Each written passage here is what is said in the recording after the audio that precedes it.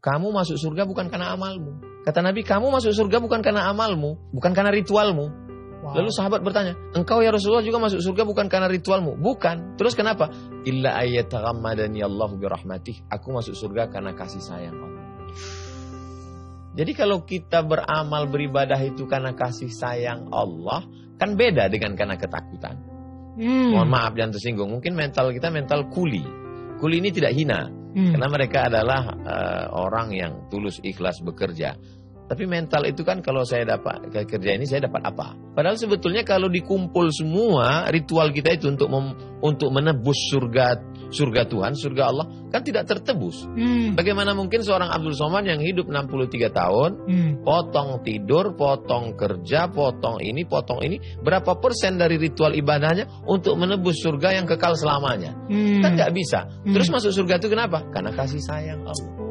Kalau dia masukkan kita ke surganya karena kasih sayangnya, lalu kenapa kita nggak punya kasih sayang? Saya kalau ngobrol sama banyak teman muslim saya gitu ya, mereka sangat fokus banget sama pahalanya, ya kan? Jadi biar dapat pahala lebih banyak, supaya nanti di surga dan lain-lain. Tapi kalau misalnya tadi Nabi sempat bilang bahwa orang masuk surga bukan karena amalnya, tapi karena kasih sayang Tuhan. Jadi apa pahala yang selama ini mereka kumpulkan gitu? Karena pahalanya sebanyak-banyak yang mereka kumpulkan, yang gak akan cukup juga. Bang Daniel, pemula ini, dia mikirnya belum nyampe di situ. Jadi untuk tahap pemula ini dia masih nanya, saya kalau kerja 1 jam berapa ya? Kamu $2. Terus kalau per hari, kalau kerja malam ada bonusnya enggak? Untuk pemula memang begitu. Teknis. Iya. Ya. Kalau dia mau jalan, dia mau mikir, mau merenung, mau belajar, nanti dia akan keluar dari lingkaran pahala itu kepada merindukan kasih sayang. Tapi karena dia jalan di tempat, keilmuannya di bidang yang lain dia S1, S2, S3, pangkatnya naik terus dari golongan 2A, 2B, 2C sampai 4E. Tapi proses pemikiran beragamanya jalan di tempat. Anak kecil terjebak di tubuh orang dewasa, berbahaya. Kalau kamu nggak sholat masuk neraka. Kalau kamu minum masuk neraka. Kalau kamu mau masuk surga berarti kamu mesti banyak baca Quran. Itu tidak salah bagi pemula.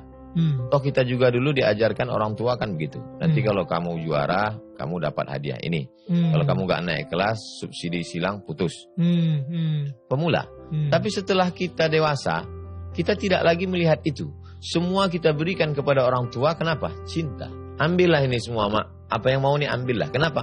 Karena aku tidak bisa membalas sekali teriakanmu saat melahirkan aku. Jadi perlu kedewasaan. Jadi sekarang banyak anak-anak yang terjebak di tubuh orang dewasa. Cara berpikirnya, berpikir anak-anak. Tapi dia tubuhnya sudah dewasa. Saya pun juga dari awalnya juga begitu. Nanti kalau gini dapat pahala ini, kalau ini dapat pahala ini. Tapi lalu kemudian kita berproses sampai pada puncaknya adalah semua yang kita lakukan ini untuk turunnya kasih sayang Tuhan. Supaya dia sayang sama kita. Kalau dia sudah kasih sayang sama kita, maka semua dia beri. Kalau kita hanya berharap pahala, yang dapat cuma pahala. Tapi kalau kita berharap kasih sayangnya, maka semua dia beri. Ada orang tua. Nanti kalau kamu masuk kelas, gaji jajannya segini. Kalau nanti ranking 1, hadiahnya ini. Dapatnya cuma itu. Tapi kalau kasih sayang orang tua didapat, sentuhlah pada hatinya, letak kasih sayangnya, maka semuanya akan dikasih. Tidak lagi hubungan ganti rugi. Iya. Tidak barter. Transaksional, ya. Hubungan kita dengan Tuhan itu bukan barter, transaksional. Saya ngerti sih, karena dulu saya transaksional banget soalnya. Ada yang lebih mengerikan lagi, dia angkat Tuhan sebagai direkturnya. Kalau saya buat gini, gaji saya begini. Kalau saya lembur, gaji saya begini. Kalau ternyata saya sudah kerja, nggak dapat yang saya inginkan, dia komplain, unjuk rasa. Tuhan mana? Hubungan kita dengan Tuhan itu bukan transaksional. Hubungan kita adalah kepasrahan. Menerima pun. Bukankah orang yang dicinta menerima apa yang dilakukan pencintaannya?